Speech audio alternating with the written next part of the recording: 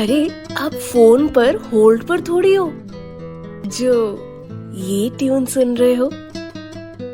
ये तो video game की भी ट्यून नहीं है और आइसक्रीम बेचने वाले ट्रक की भी ये ट्यून नहीं है, पर इतना तो श्योर है कि आप इस ट्यून से वाकिफ जरूर है ना? लेकिन जो ट्यून आपने हजारों बार सुन रखी है, क्या आपको पता है जिन कंपोजर ने ये ट्यून कंपोज करी थी वो खुद इसे कभी नहीं सुन पाए? हेलो, नमस्कार, सत श्री अकाल, आदाब, सलाम वालेकुम, वणक्कम, मरहबा। आ गई हूँ मैं कृति आज आपसे उस शख्सियत के बारे में बात करने जो एक बहुत फेमस कंपोजर और पियानिस्ट है, और ये भी जानेंगे कि उन्होंने जब खुद ये ट्यून क्रिएट की तो वो उसे सुन क्यों नहीं पाए।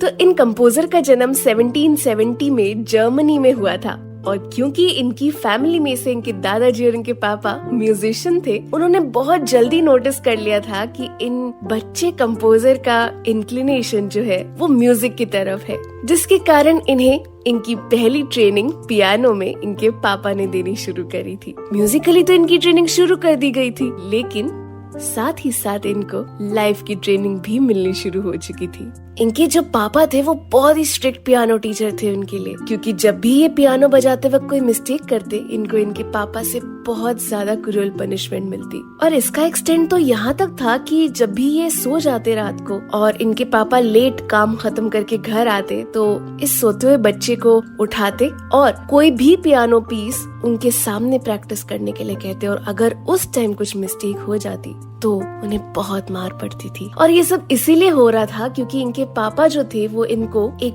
बेस्ट चाइल्ड म्यूजिशियन आर्टिस्ट के तौर पर पूरे वर्ल्ड के सामने प्रेजेंट करना चाहते थे, जिसका रिजल्ट ये निकला कि जब ये 7 इयर्स के थे तो इनकी फर्स्ट पब्लिक परफॉर्मेंस हुई थी, और ये परफॉर्मेंस लोगों ने इतना पसंद किया कि इन चाइल्ड कंपोजर को इनकी एक ऑफिशियल पियानो ट्रेनिंग इसके बाद शुरू हुई। और पता है, जब ये 13 इयर्स के थे, इन्होंने अपनी फर्स्ट कॉम्पोजिशन जो थी वो पब्लिश करी, और एज अ म्यूजिशियन इनकी अर्निंग्स भी शुरू हुई उसके बाद। लेकिन जैसे मैंने पहले ही कहा था कि इनकी लाइफ की भी ट्रेनिंग शुरू हो गई थी, इसी के चलते उनकी लाइफ में एक टर्न आया, जिसमें हुआ ये कि इनकी जो मम्मी है उनकी डेथ हो गई कैंसर के कारण, जिनसे ये बहुत ज्यादा अटैच थे। उसके बाद हुआ ये कि पूरे घर की रिस्पॉन्सिबिलिटी इन पर आ गई, क्योंकि इनके जो पापा जो ऑलरेडी बहुत ज्यादा रफ थे वो अल्कोहलिक हो गए, और इनके जो 2 छोटे भाई थे उनकी भी ड्यूटीज इन्हीं को हैंडल करनी पड़ी। अब खैर, इन सब चीजों से जब तक वो उभरते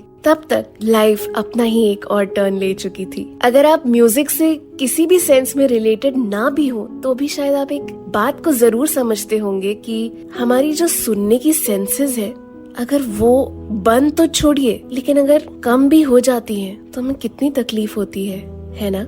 लेकिन ये तो म्यूजिशियन थे। जब ये 28 इयर्स के हुए तो इनका हियरिंग लॉस होना शुरू हुआ। सोशली तो शायद इनका सभी से जुड़ा रहना हुआ, लेकिन मेंटली अंदर से ये शायद सभी से कट ऑफ हो चुके थे। और आलम ये था कि जब तक ये 40 इयर्स के हुए, सिचुएशंस का शोर शायद इतना ज्यादा था कि इनका टोटल हियरिंग लॉस हो गया। इतना सब काफी नहीं था उनकी लाइफ में, क्योंकि जिंदगी ने उन्हें ट्रेनिंग देनी स्टॉप नहीं करी थी।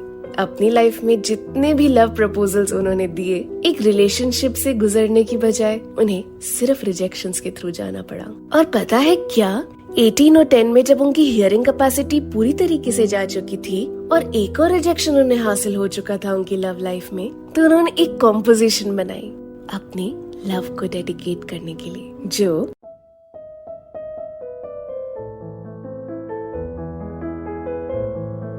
ये थी।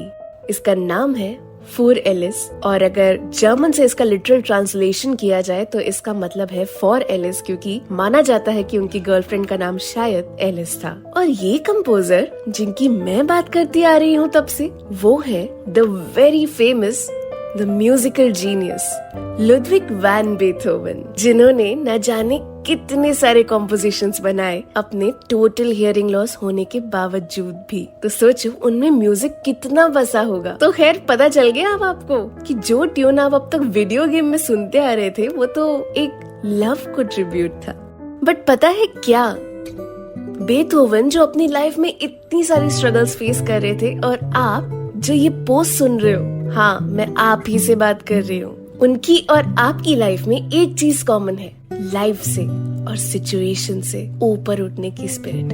उन्होंने अपनी स्पिरिट कभी नहीं छोड़ी, और आप जो इतनी सारी स्ट्रगल्स फेस कर रहे हो अपनी लाइफ में, मुझे पता है आपके पास भी वो विल पावर है जिससे आप उन सिचुएशन से जो आज आपके लिए स्ट्रगल्स हैं, उनसे ऊपर उठने की कोशिश बहुत दिल से कर रहे हो। वो तो स्टार बन गए, पर आप स्टार इन द मेकिंग हो। इसी थॉट के साथ मैं कृति चलती हूँ, लेती हूँ आप सभी से विदा। लेकिन उससे पहले जानना आप सभी से ये चाहूंगी कि क्या आपको ये टॉपिक्स पर सुनना पसंद आ रहा है, और ऐसे कौन से टॉपिक्स हैं जिस पर आप चाहते हो कि मैं आपसे आकर बात करूं?